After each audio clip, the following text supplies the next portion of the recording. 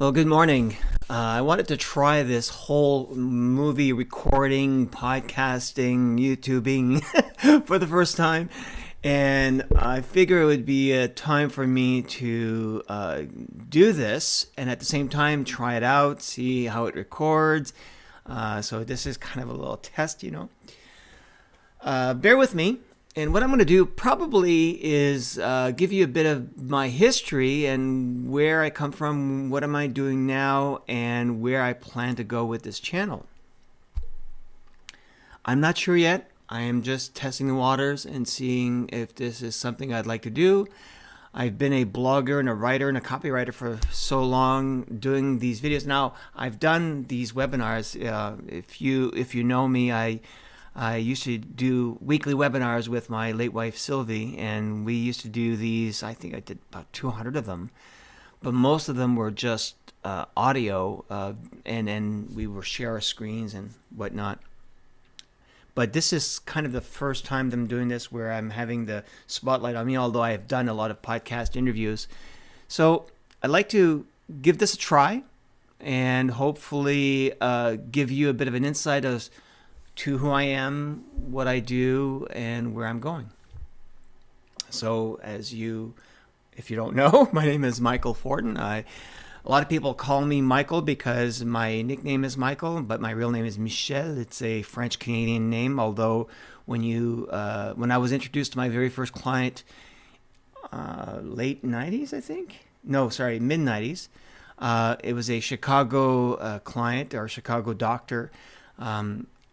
I was introduced as Michel Fortin, and the reason why I asked whenever I was introduced that way, he says, well, if I say Michelle, people will think you're a girl. So I decided to keep that as a nickname, and now I call myself Michel Fortin, although my name is pronounced Michel Fortin, which is a very French-Canadian name. I was born in Gatineau, Quebec. For those who are Canadian probably can relate to that.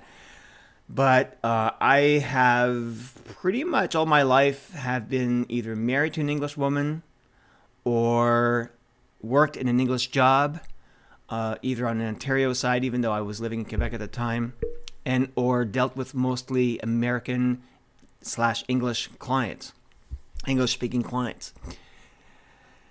So I've been a copywriter, marketing consultant for almost 30 years, if not 30 years now. Late 80s, I think it was, whenever I transitioned from, I was in sales at that time. I was actually working for an insurance company. And then I decided to take a job as a marketing consultant, sales consultant for a hair transplant doctor, which is kind of funny because at that time, that was a whole new industry for me. And I was, my late 80s, and in the late 80s, early 90s, I was very young. I just got married. I was 19 years old, 20 years old when I got married. My wife at the time already had a 2-year-old daughter, and I kind of adopted her. I haven't officially adopted her, but I did through marriage, and she still calls me dad to this day. She's 35 now. And so I decided to go into this cosmetic surgeon's office, and I was hired primarily to do one thing, which is to consult new patients before the doctor would see them and then do the processes. And by the way, I say cosmetic surgeon. That's not true. It was a hair system company, and I don't know if you know about the hair industry. There's hair systems, which are like Hair Club for Men, but they also provided cosmetic surgery. And it was a partnership between the owner of the company and a doctor that was on staff at that time, a partnership of sorts. So my job was to consult new clients/patients, and they would then hire or buy hair, whatever that was. So it was either a hair system or which is kind of like a toupee or a wig, but it was with a weave and done in a way, and I mean it was so natural. I mean you couldn't even tell. It was amazing product, but also we had the opportunity to sell cosmetic surgery. And that was the side that I really got fascinated with, because I think when I was a kid, my father wanted me to become a doctor. So I always been fascinated by the medical industry. And so that kind of grew to the point where I did very well in sales. But there's also, I wanted to do more. I wanted to sell more, but there's only so much that I was able to sell. Whenever I was dealing with people who were booking appointments, I was limited to the quantity of people who were booking appointments.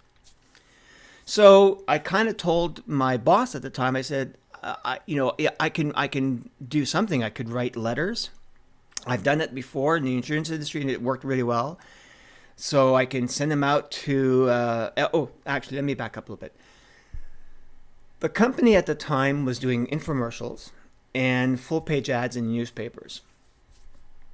And I was tasked to do, over time, I was tasked to do writing for those newspapers and commercials. I was actually creating scripts for those commercials. And that was kind of the where the copywriter / marketer in me kind of came out more, instead of the consulting and sales part of it. But something was kind of something that I stumbled on was when I worked there. My employer had these boxes and boxes of these sheets, of these consultation sheets that were filled out by people. When people come in, there's like an intake form. And at that time, they didn't have a computer. Well, they had one computer. And during the time that I was there, we also installed computers in all the rooms. And I've managed to update and upgrade everything. And also at the same time, we hired people to do data entry. Here's the thing. So we had boxes of these intake forms that were there for years. And I decided to, have them all entered, data entry, into a database. And I would write a direct letter piece, a direct mail piece. This is what really started me out in the copywriting world. And we decided to, and at that time too, we recreated a brand new brochure with the fact that hair transplantation has gone through so many advancements. Excuse me. And the procedure is no longer the way it was whenever, Mr. Patient, Mrs. Patient, when you first came to see us, even though it was just a year or two ago. So what I decided to do is we had a couple of thousands. I think it was about 2,000. So I wrote the direct mail piece. We inserted it into this brand new brochure, and we mailed out a brochure to this database of these boxes of these sheets. Like I said, over 2,000 of patients that have come to see that have not bought. See, so the way it works is when people come in, they fill out an intake form and they move on to become an actual client or patient. That form will then go into the patient's chart. But if they didn't, it would just go into these boxes that was just archived. And that's what we did. We kind of converted them electronically. And there was no such thing as the internet back then. Well, I mean, it was kind of a little. It was not well known. Let's just leave it at that. And I knew a little bit about it because I've done a lot of it since I was a kid on bulletin board services, and I was doing stuff like that. So we mailed this newsletter, this direct mail piece, and it was we were making a special offer. We also I wrote that the procedures have upgraded so much that it's no longer the same as it used to be. Please come in for a reassessment to see if you're a candidate for these new procedures. Really, that was the whole the hook. And of course, that exploded. We had people, not only the bookings for consultations were astronomical and really busy. We had sometimes we had people lined up to come in for an appointment. It was just amazing. And as a young kid, brand new, sales job. This was actually amazing for me because it was the biggest month I ever had. I made the most money ever, my biggest paycheck, and I remember it was in commission. It was almost $8,000, I think. And whenever you're 20 years old and you just started a job, and it's in the early 80s, and I just came out of a bankruptcy not too long before that. So it was 21, sorry. So for me, it was like, wow. I was in heaven, and I realized that maybe there's something to this copywriting thing, right? And so that grew into to the point where my employer opened up new offices. We had other doctors, other cosmetic surgeons, and hair system companies interested in opening up a franchise or location of this company in their city. So I helped open up offices. Well, my employer really did a lot of the work. I was just helping to do all the marketing, the sales training. I wrote the sales training manuals. I wrote advertisements for them, rewritten some of the infomercial scripts that was running at late at night at that time. But we had offices, Dallas, Chicago, Florida, and then, of course, in Canada, we had Calgary, we had BC, we had Montreal, we had Toronto, I think. Yeah, Toronto. So I think it was about 12 offices. There was a lot more that grew after that. And long story short was, I was doing a lot more marketing, a lot more copywriting, a lot more script writing. And then when the internet became, it just started to become really popular, I also did website design for this employer, to the point where I was doing so much of that, I wasn't really doing sales, and my commission just dropped, right? So because I was doing all this other stuff, and I wasn't really being compensated fairly. He hired another salesperson who worked on commission, and she was amazing, by the way. And I'm not saying that I'm not an amazing salesperson. I wasn't really, especially when I was a kid. For me, it was easy for me to sell because of the copywriting, the posturing, and all that marketing stuff that I really love to do more than anything else. But the problem was I was not selling as much. So that kind of gotten me a little depressed, I guess you could say. I wasn't really happy about it, and I decided to move on. Having all this new skill, copywriting, marketing, and especially the medical, cosmetic, surgical aspect of the industry of that kind of marketing, got me interested in going into and seeing other doctors and seeing if they wanted to hire me. And I had to be very careful because, of course, I had a non-compete agreement, and I had to also position myself as primarily a copywriter, marketer, not a sales consultant. I couldn't really be a sales consultant for that reason. But lo and behold, I had other doctors that that started to hire me, and I was writing ads for them. I was doing marketing for them. I was doing websites for them. I was doing direct mail pieces, and so on and so forth. So that exploded, and then words were getting around about me being a copywriter / marketer person for doctors, that other doctors in other industries. And then I had lawyers, I had financial advisors, I had accountants, consultants, and that grew to eventually internet marketers, people who were coaches and online trainers and information product creators. And that's where most people know me in this business, is through that time of my life. During that time, My consultancy slash copywriting agency grew, and I say copywriting agency. Just I want to backtrack a little bit. So the way I worked was I did everything myself, and at one point I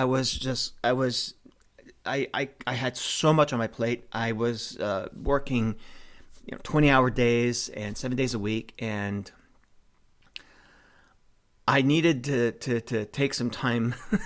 I need to work a little bit less. So I decided to outsource a lot of the schlepping, the grunt work that was involved in the copywriting business at that time.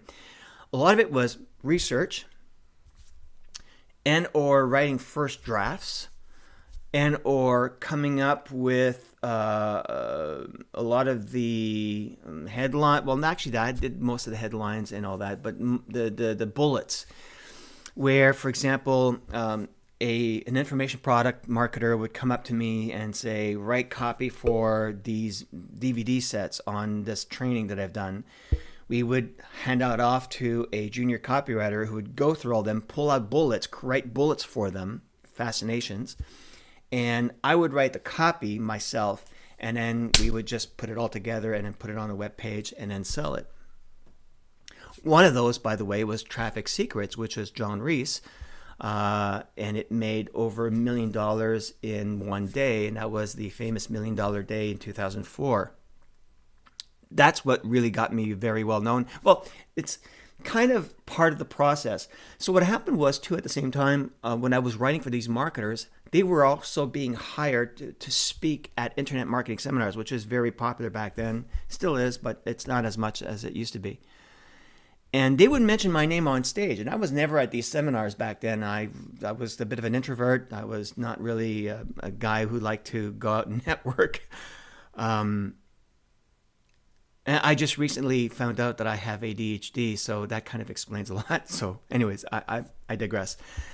And what happened was, whenever I decided to, a lot of people were coming up and say, Michael, why don't you come to the seminar as my guest? Or why don't you come to the seminar and, I'll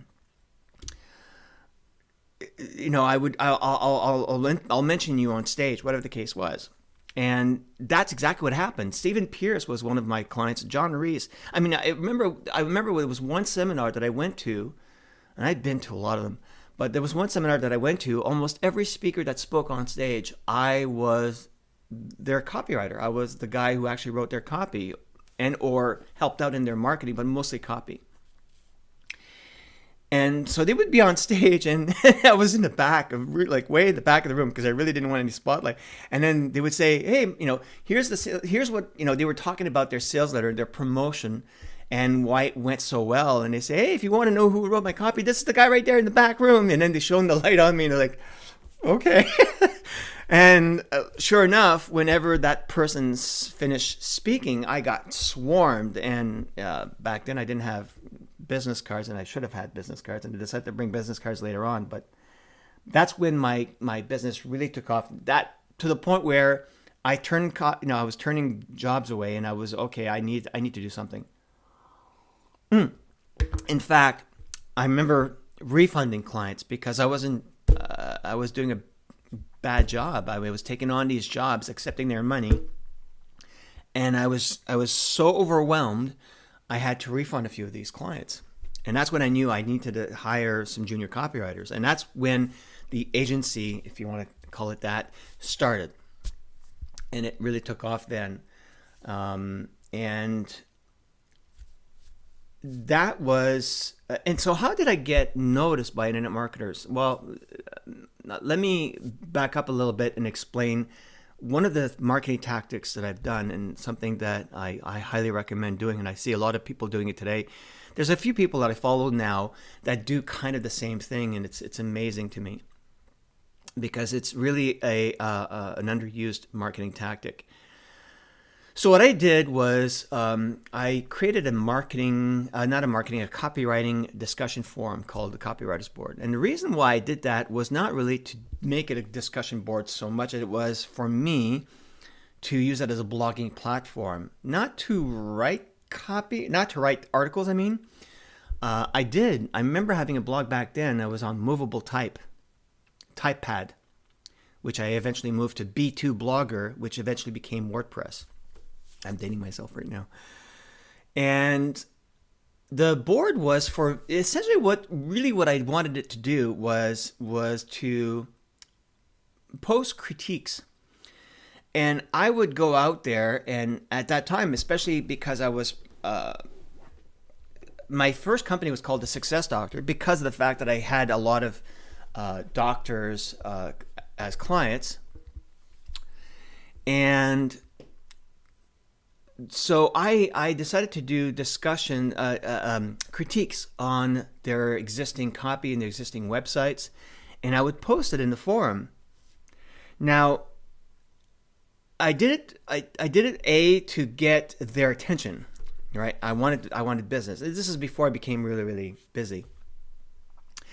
But B, even if they didn't hire me, other doctors or other clients, and then I expanded them because it included also accountants and lawyers and all that, to see what I was doing and be interested in what I was doing, and then ask me, hey, could you do a critique of my stuff? And then I would, charge them for it, or they would hire me to do actual copywriting work. And of course that happened. But here's what happened too, is the forum grew to the point where other copywriters were coming in and doing their own thing. They were either commenting on the threads where I was doing critiques, or posting questions, and then so it really became really, really busy. But for me, it did double duty. One, it was a marketing tool for me to help promote my copywriting services, but at the same time, it would also now allow me to see the responses of these junior copywriters or these people who are aspiring copywriters and see who got it. Copywriting, you have to kind of understand sales. You have to understand salesmanship and print, as they say. You also have to understand how copywriting works. And you can be a copywriter, but to me, they're just really content writers or writers that know a little bit about how to write in a marketing communications standpoint. But there's copywriting, which is actually writing to get a response, to get people to do something, to take action. So it allowed me to see a lot of these juniors in action. And that's how I started hiring junior copywriters. I didn't post on, at that time it was freelance.com. No, it was not elance.com. Elance.com, and then later on, there's Odesk, which became Upwork and all that stuff. But back then, and there was no such thing as Fiverr. There was no such thing as Upwork. It was it was Elance, and it was expensive, and I really didn't want to use those. So by having my board doing double duty, I had the ability to hire junior copywriters. I would approach them. I would PM them, send them a private message through the board, say, hey, I need help to have the bullets done for this client, or to have the first draft, or to do the research, a lot of these things. And that's how my copywriting agency took off. One of these guys was Andy Katsoumanis and his wife Sean Katsoumanis, and they became kind of my partners in the sense that they were also they were managing a lot of these junior copywriters whenever I became really busy, especially with the speaking, because that kind of that took off at the same time. When my copywriting business took off, I was being asked to also be at these seminars a lot of times, and it was a snowball that kind of grew and grew and grew and grew. During this process, I met my wife, and I did, the lady who became my wife. And the reason I met her is because at that time, I was so busy, I was so overwhelmed, I needed help with my customer support.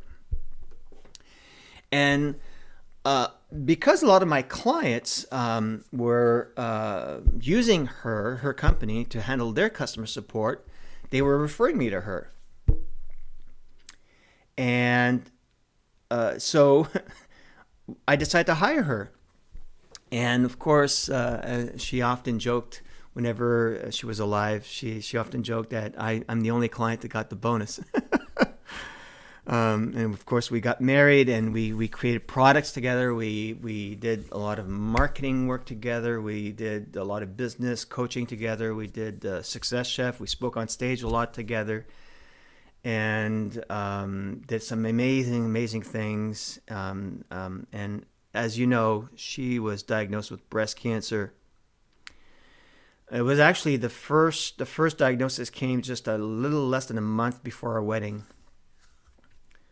And I remember talking about it to the people at the wedding at that time, to my best man at that time, Craig, and Armin, who was one of my good friends, still is.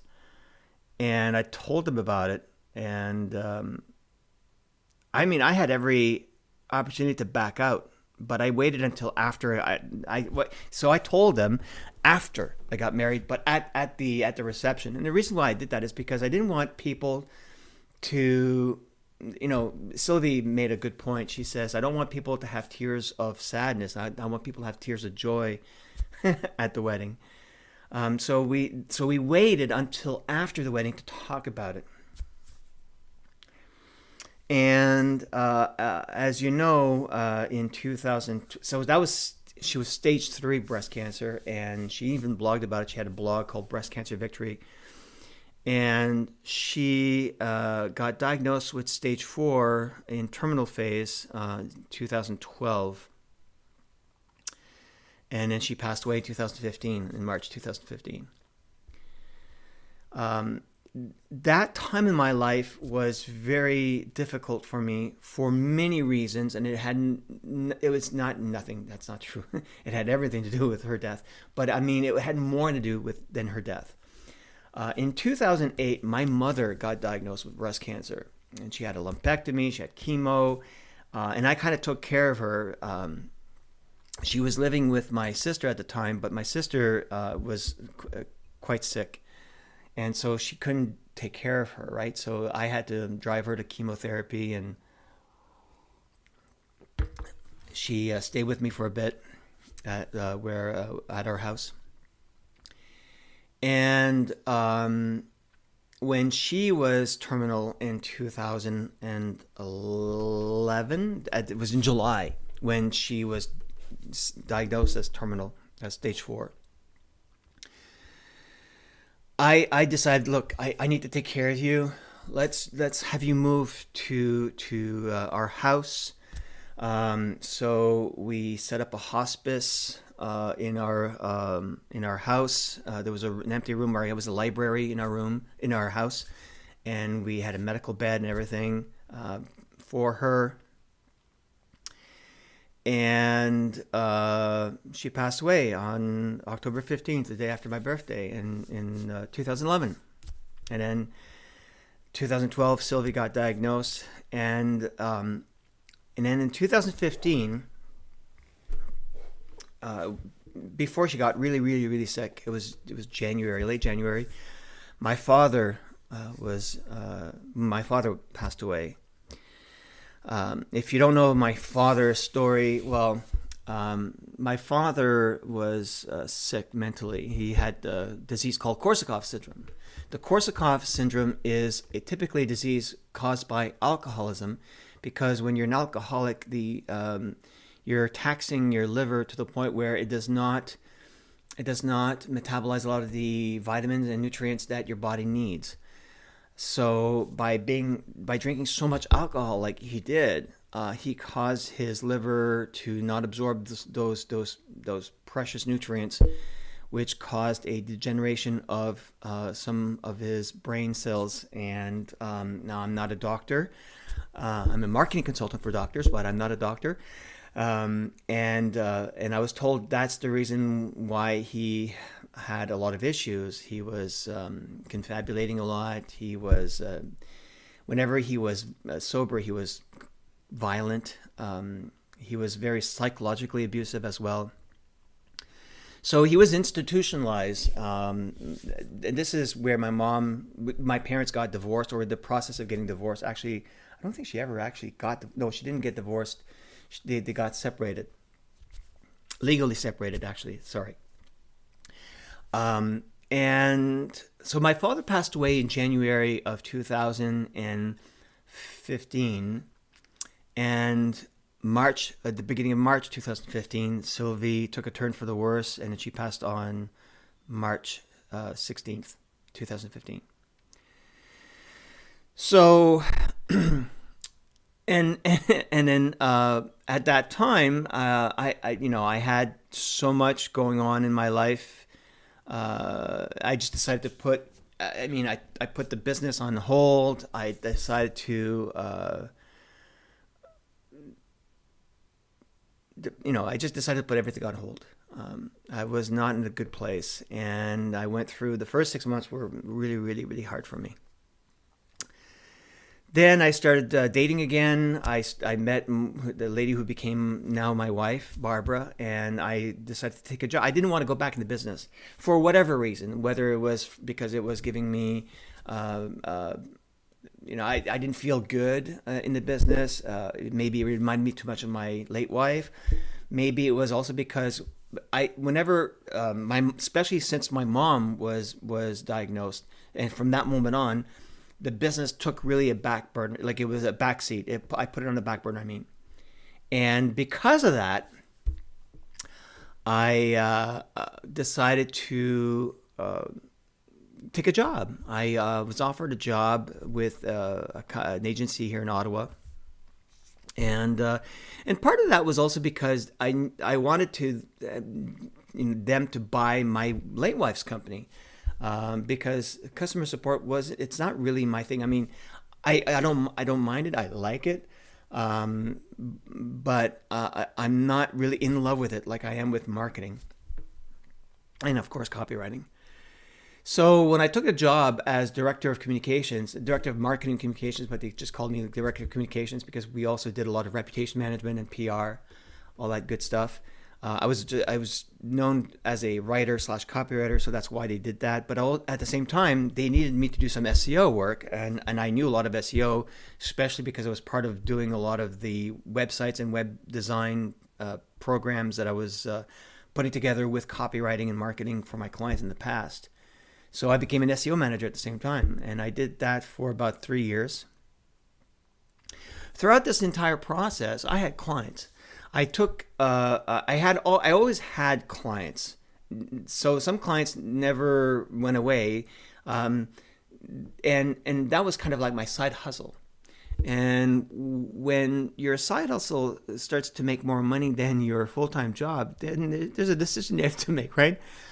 And I decided to move on. I decided to leave the agency world, and I became who I am now, which is a solo consultant, freelancer. I wanted to go back into the agency mode, but it's a little bit different than copywriting, and it requires a lot more work, so I decided not to do that. I had a bit of an epiphany as well in the last few months where I realized, well, first of all, I'm 52 years old. I don't want to work like crazy anymore, although I do it now, but because I love it. Sometimes I do 20-hour days, but I do it on my time. I do it when I want to, not when I have all these deadlines looming all the time. And that's what an agency would have done for me, and I didn't want to do that. And maybe just a little side note. So throughout all of this process, so something that since before my late wife passed away, I had actually an argument with one of my stepdaughters at that time, who told me that I had something was weird with me. That it was either me from a social standpoint, the way I was arguing, the way I was. I would flip out at a drop of a moment's notice, a drop of a pin, I guess, and. So I was told that I might have autism. She said she heard this podcast where the guest on the podcast had Asperger's, and she said that a lot of the things that he described sounded so much like her dad, right? So when we had this huge argument, it was a couple of weeks after, but I remember my late wife and her sat me down and they said, no, we have something to tell you. And she was so afraid to tell me, and she didn't know how I was going to react. And of course, my eyes like, wow. First of all, I love the fact that they did approach me because wanting to know that there's something, so it's not me, it's this thing, it helped me so much. Well, let me back up. At that time, it started me on the path of really understanding that it's not me. That I'm not the one who's I'm not the one who's broken. I am kind of broken. We all are broken in some way. But what I meant was, I'm not a bad person. I'm not doing these things because I'm a bad person. I'm doing these things because I have this thing that's either my behavior, my emotional outbursts sometimes, and my hyper focus, or my being distracted and not paying attention in social situations, which is one of the things that she didn't like and what we were talking about. But at that time, so I thought it was autism. And I did all these tests online that, these tests online, they're never really trust 100% these tests, but they're great kind of, they're indicators. They're like saying there's a high probability that you might have autism. After I married my current wife, and some of the arguments that we had, and some of the situations we had, and even some of the situations I had with her daughter, my stepdaughter, made me realize, okay, I think I need to get something official. And so what I decided to do is I decided to do research. I found a local clinical psychologist to find out if I do have autism. That was the point, was to find out that I have autism or not. And lo and behold, after a series of appointments, consultations, interviews, surveys, and tests, I did a whole bunch of tests, math tests, logical tests, memory tests, and so on and so forth. And after about 6 months, I finally got the diagnosis, which was last year. I have ADHD. I don't have autism. I have ADHD. And at first, I was a little, wow, I thought I had autism. But then when I started reading about ADHD and all the things that ADHD people do, behave, think, act, my mind was blown, because then I realized, oh my gosh, it makes so much sense now. It made so much sense in how I reacted, acted in certain situations.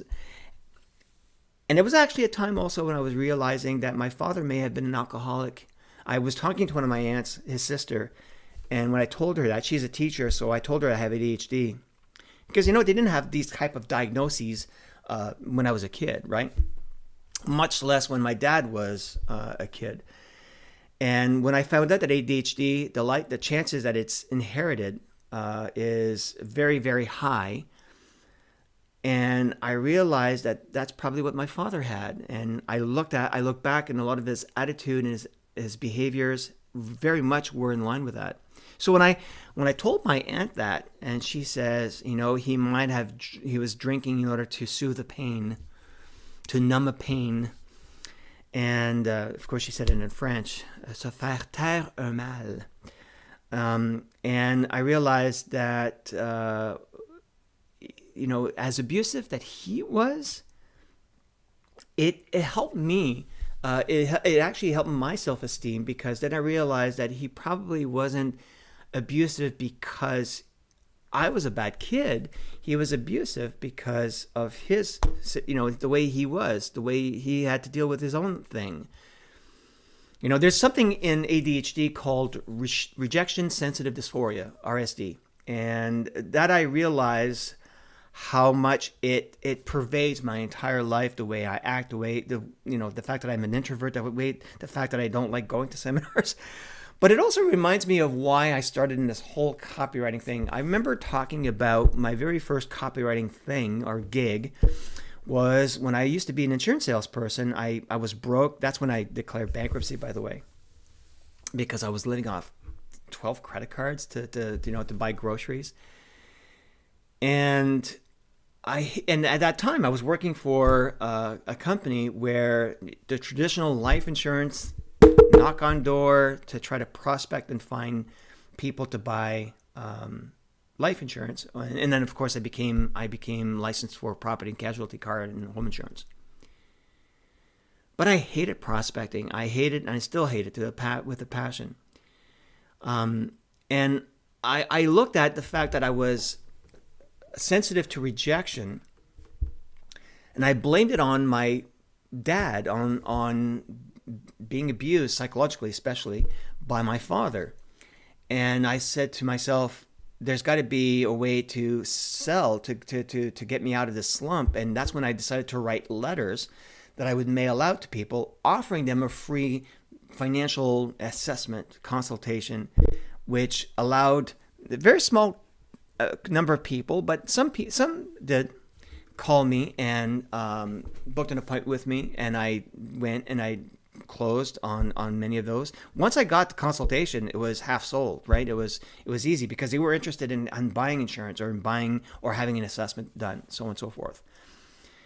And that's when I realized that copywriting, it really does work. It helps a lot. It didn't really hit me then. It really did hit me more when I did that first doctor, that first company, that hair system company, where I did direct mail letters, sales letters to previous consultation clients or prospects, what have you. And of course, that also led to me doing a lot of these sales letters that I've done for other clients and whatnot. But the reason why I call myself a marketing, well, for two reasons. One is because whenever I was promoting myself as a copywriter to doctors would never hire a copywriter at that time. But they would hire a marketing consultant. They would hire another professional. A copywriter is just a writer, right? And it's salesy. It's a little, scammy, so to speak. And I think it's not. It's just that it has that stigma. So I decided to promote myself as a marketing consultant, and that's where a lot of doctors did hire me, because I also did marketing. I also did branding, positioning. I actually wrote a book to help. It was kind of my resume, but in the form of a book called The 10 Commands of Power Positioning. Remember I talked about earlier about some of the things that I used to do that I see people do now is a fantastic marketing approach. Writing a book is one of them. It's an amazing, amazing tool. But that was the reason why. But at the same time, whenever I grew into this position, which was sales, and I went to sales training, but it was also whenever we opened up all these new franchises, the other doctors, I was also helping them out in positioning themselves, in branding themselves, doing their websites. When I was writing copy for web pages, I was very picky about how much it would convert, especially if I had a client where I had a piece of the action, right? Some royalties. If I would just give them a piece of copy and they would put it up on a web page, not in the way that I wanted it to, and then it would not convert as well, I wanted to have a hand in that. So I decided to I call myself a copy designer. So I did a lot of the formatting work, the positioning work, where I want specific images to be, I want Johnson boxes. When you're writing content, you're just writing content, but now I start to kind of wireframe stuff.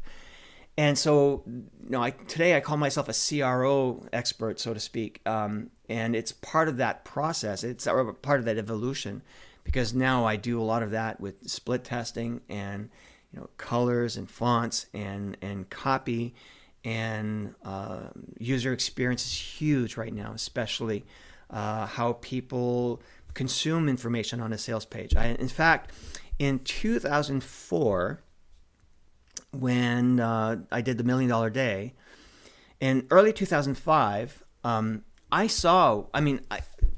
so when I wrote that sales letter for John, it was 75 pages long. And then when we did the relaunch, we added testimonials, and that made it 135 pages long, I think.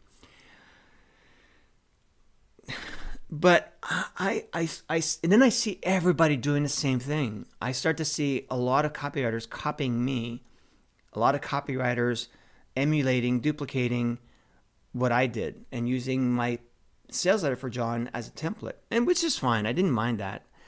But what it did is it overwhelmed the market, it saturated the market with a lot of these long form, red headline sales letters. And I saw where the market is going, because I know that when you hit a certain saturation point, something else is going to happen.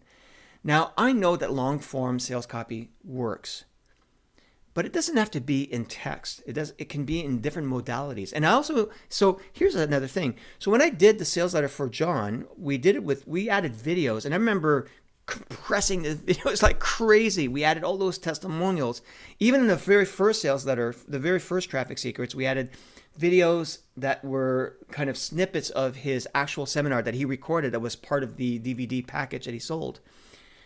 And I learned a lot from John too. John was an amazing mentor to me. But here's what happened was, so we added all these videos. I mean, YouTube didn't even exist then. YouTube came out in 2005. And I knew that video was going to be the thing. And I remember that sales letters that were written, like direct mail pieces, that when you just slap it onto a monitor, that's why they work so well. It was basically, I'm reading a sales letter, but on my computer monitor rather than having it in an envelope in the mail, right? But I also realized that the internet is more than just reading. There's an audio component. I mean, radio does that. When we did commercials for doctors, we had a lot of radio commercials as well. Then there was the TV, which is this long-form infomercials, often late at night at that time. But the internet is different. It's like one step further, because now we have a mouse. We have something that we can actually tactile manipulate the way we read and consume information.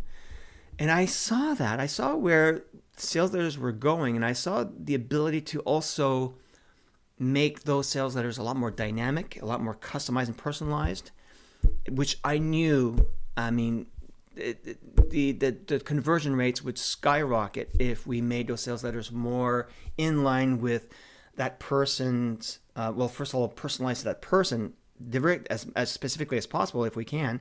If not, to their industry, their wants, their goals, their needs. Really to have somebody, when they hit the sales letter, they feel like this is written for me. Wow.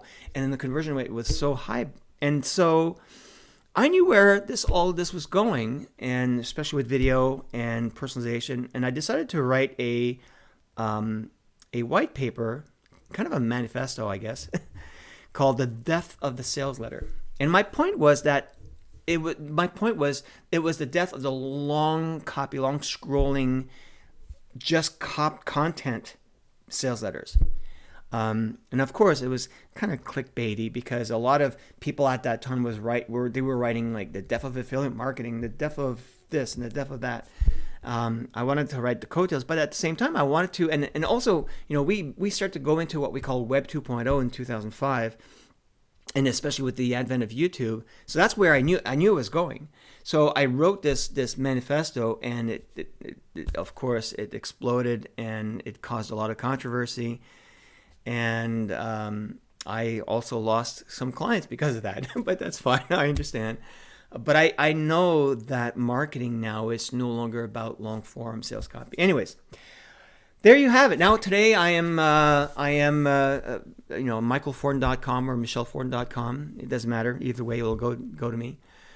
I am now a marketing consultant. I specialize in I'm going back to my roots, so to speak, in a sense that I really love working with professionals, coach, consultants, skill-based entrepreneurs, but also, of course, lawyers, accountants, doctors, IT professionals. And, I can't remember who it was, but a client told me once, "Oh, you're the marketing expert. You're the expert's marketing expert." And that kind of stuck with me. I remember being called the success doctor whenever I started my first company. I remember registering that website in 95. That's when I had my first website. But 94, 95, 96, I didn't put up my website until 97, when I was officially incorporated, because I wasn't incorporated. I called myself the Success Doctor, but I was incorporated as the Success Doctor Inc. in 97, and that's when early 97, that's when I put out my website, successdoctor.com. But up to that point, my website was at www.geocities.com/eureka/concourse/7770/success doctor. Wow. Anyways. But yes, this is where this is what I do today. This is where I am now.